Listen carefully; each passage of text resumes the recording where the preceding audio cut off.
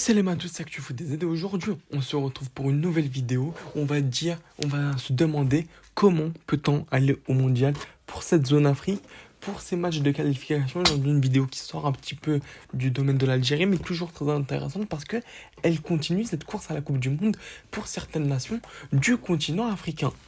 Donc, comme on a pu le voir dernièrement, on a pu voir les derniers matchs de la qualification à la zone Afrique pour cette Coupe du Monde et ce Mondial 2026. C'est soldé par une qualification algérienne, ce qui nous a fait très plaisir, comme on a pu le dire dans les différents débriefs, mais aussi la qualification de d'autres nations africaines. On pense à l'Égypte, on pense à l'Afrique du Sud, on pense à le Sénégal et beaucoup d'autres nations. Mais les qualifications ne sont toujours pas finies. Car oui, dans ces qualifications-là, il y a cette règle de meilleur deuxième. Les 4 meilleures nations qui ont fini deuxième dans leur groupe peuvent prétendre à une qualification supplémentaire au mondial. Donc, on voit ici le classement des meilleurs deuxièmes africains lors de cette 10e journée. On voit le Gabon en tête, la République démocratique du Congo en seconde, le Cameroun et le Nigeria qui viennent juste après. Les nations classées de la 5e à la 9e place, le Burkina, le Niger, Madagascar, Ouganda ou la Namibie sont définitivement éliminés de ces qualifications. Quant au Gabon, à la République démocratique du Congo, au Cameroun et au Nigeria, l'aventure continue.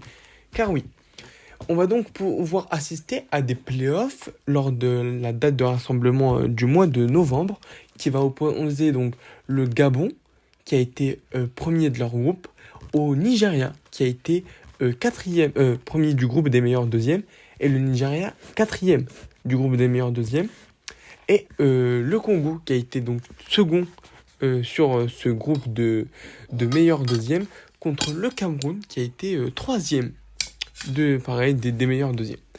Donc ce match-là, il sera déterminant, ça sera sous forme de demi-finale et finale. Donc imaginons que le vainqueur de Gabon-Nigeria, ça soit le Nigeria. Le Nigeria ira donc en finale. Et le vainqueur de, je ne sais pas, Congo-Cameroun, ça soit le Cameroun. Donc on aurait une finale Nigeria-Cameroun lors de la date de novembre, là juste dans les prochaines semaines, le vainqueur de ce match-là, aura sa place, non pas en Coupe du Monde, sinon ça serait trop facile parce que ça va être Hunger Games pour y aller, mais en barrage intercontinental. Ça va être la seconde étape. Donc, là on voit beaucoup de tableaux, c'est un petit peu complexe, mais calmez-vous, on va tout expliquer. Donc, ici on voit le barrage intercontinental. Il sera composé de une équipe asiatique, une équipe sud-américaine, qui est la Bolivie, qui est sûre, une équipe africaine qui sera l'une des 4 que vous voyez à l'écran, soit Gabon, Cameroun, Nigeria ou Congo. Une équipe de l'Océanie, qui est la Nouvelle-Calédonie, qui est qualifiée à ces barrages intercontinentaux. Et 2 équipes de l'Amérique du Nord, qui seront, comme vous pouvez le lire ici, les 2 meilleurs deuxièmes du 3e tour de qualification nord-américain. Donc, ici, ça paraît un petit peu complexe, mais on va regarder les possibles qualifiés. Alors attention, rien n'est officiel sauf pour la Bolivie et la Nouvelle-Calédonie, mais on s'est projeté en se disant que possiblement ça pouvait être eux.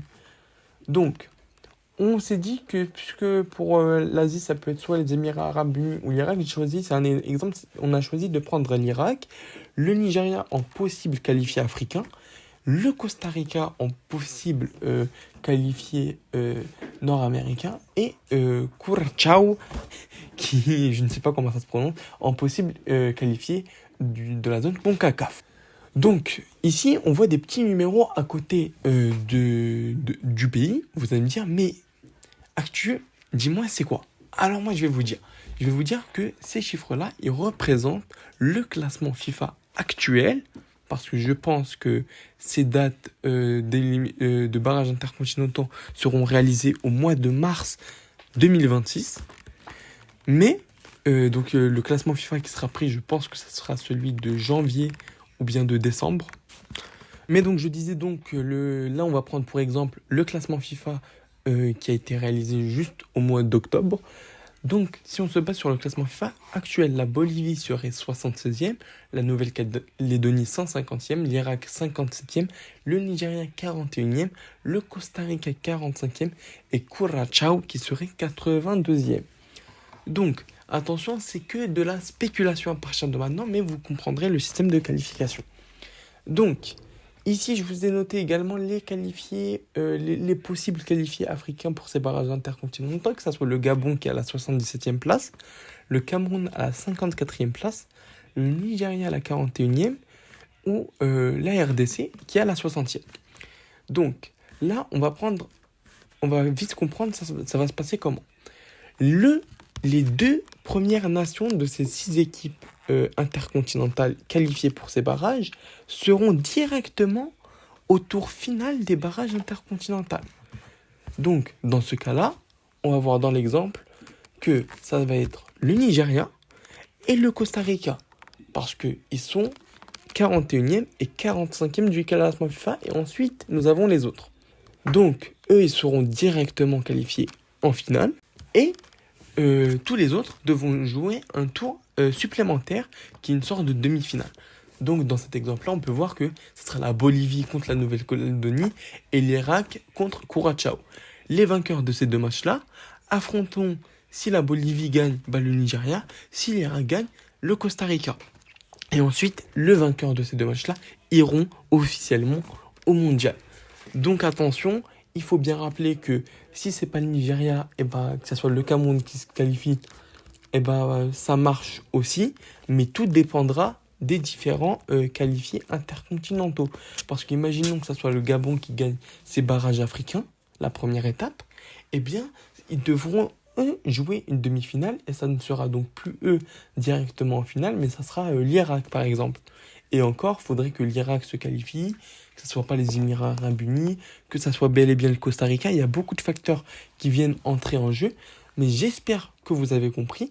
Donnez-moi vos pronostics en commentaire, abonnez-vous, dites-moi si vous avez des questions, que vous avez mal compris, j'essaierai de mieux vous réexpliquer, mais au moins vous avez une petite vision sur ces qualifications au mondial.